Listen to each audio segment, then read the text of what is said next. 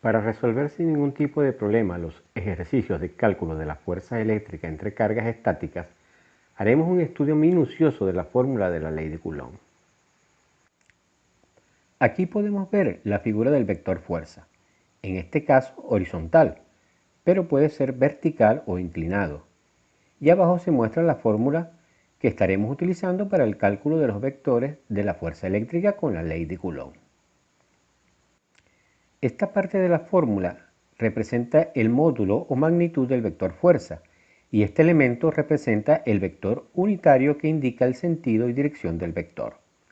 Veamos más detallado esta descripción.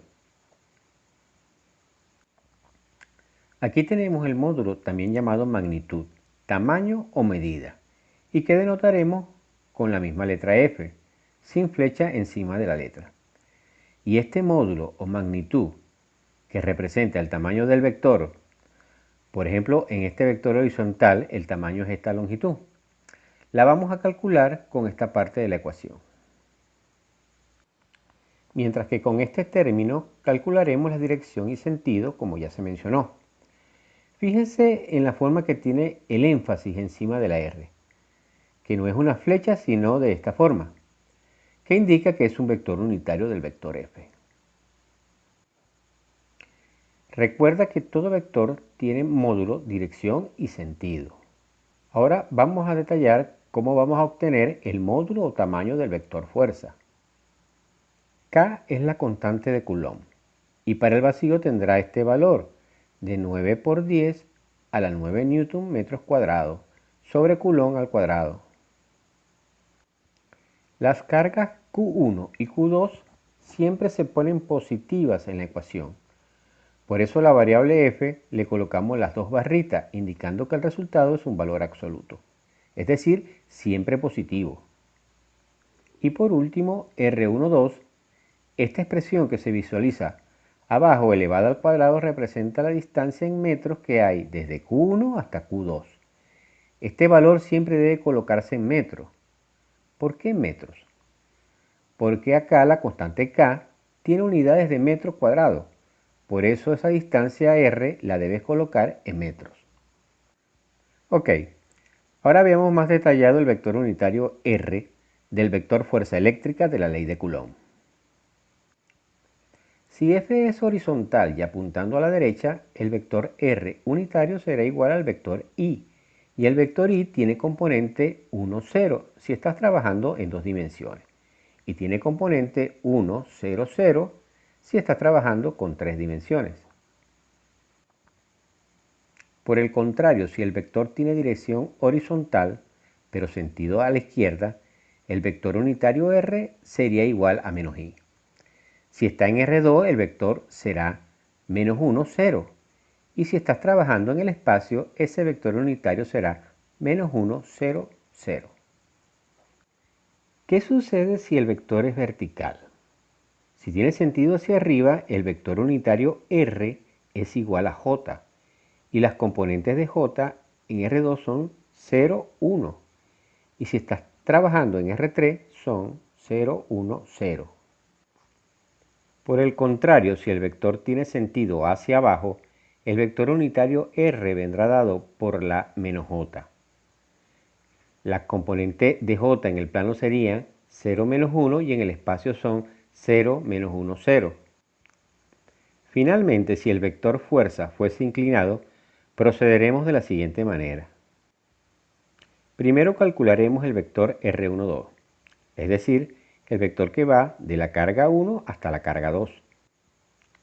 El segundo paso será calcular el módulo del vector R12, es decir, el módulo del vector que se calculó anteriormente. Mucho cuidado con confundir este vector con el vector unitario. El vector unitario se escribe así: R con este símbolo distinto a la flecha del otro vector R. Estas son dos expresiones distintas. Mucho cuidado con este detalle. Finalmente, calculas el vector unitario R. ¿Y cómo se obtiene? Simplemente dividiendo cada uno de los componentes del vector distancia R12 entre el módulo que ya calculaste en la parte 2. Otra manera de calcular este vector unitario cuando la fuerza es inclinada. Cuando la fuerza es inclinada, por supuesto el vector R12 siempre forma un ángulo alfa con respecto a la horizontal. Y proyectando este vector en la horizontal, podemos ubicar la componente Rx12 y proyectada en la vertical la componente Ry12. Por lo tanto, el vector unitario Rx12 es igual al módulo R12 multiplicado por el coseno del ángulo alfa y Ry12 igual al módulo R12 multiplicado por el seno del ángulo alfa. Dividiendo la componente de Rx12 entre el módulo de R12, obtenemos la componente unitaria en X del vector unitario R12. Como el valor R12 está multiplicando y dividiendo al mismo tiempo, este valor da como resultado 1 y por consiguiente el valor de la componente Rx12 es igual al coseno del ángulo alfa. En el caso de la componente Ry12 hacemos lo mismo y su valor será el seno del ángulo alfa. Al tener las dos componentes podemos escribir que el vector unitario se obtiene al calcular el seno y coseno del ángulo que forma el vector R12, el cual podemos escribir de forma rectangular como el coseno de alfa, seno de alfa, y de forma vectorial como coseno de alfa y más seno de alfa j. Así pues, recuerda que la componente en X del vector unitario es el coseno del ángulo que forma la fuerza con respecto al eje X, y la componente en Y es el seno del ángulo que forma la fuerza con respecto al eje X.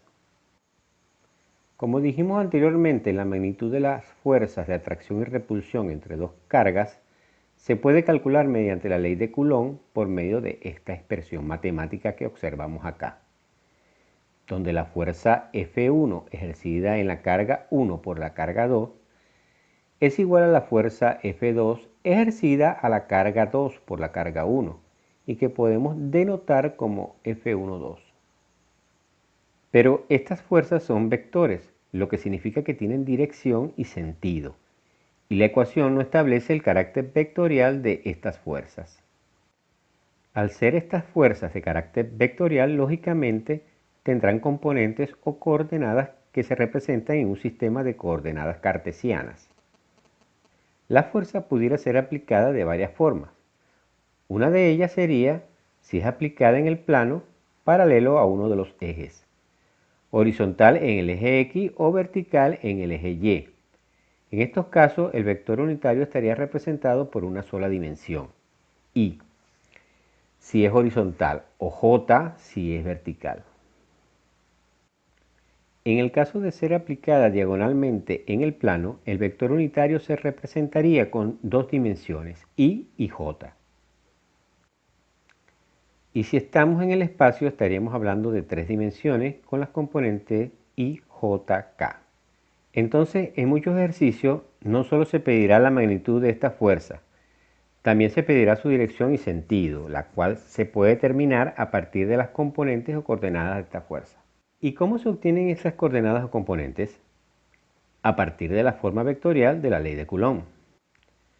Por lo tanto, necesitamos definir una expresión matemática en forma vectorial que defina dicha fuerza. Esa expresión es la siguiente.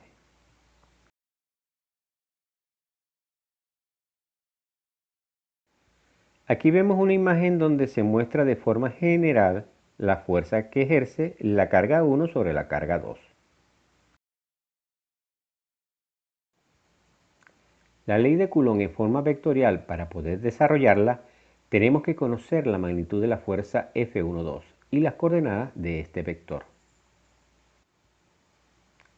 Este vector R es un vector unitario que indica la dirección y sentido de la fuerza que se está aplicando.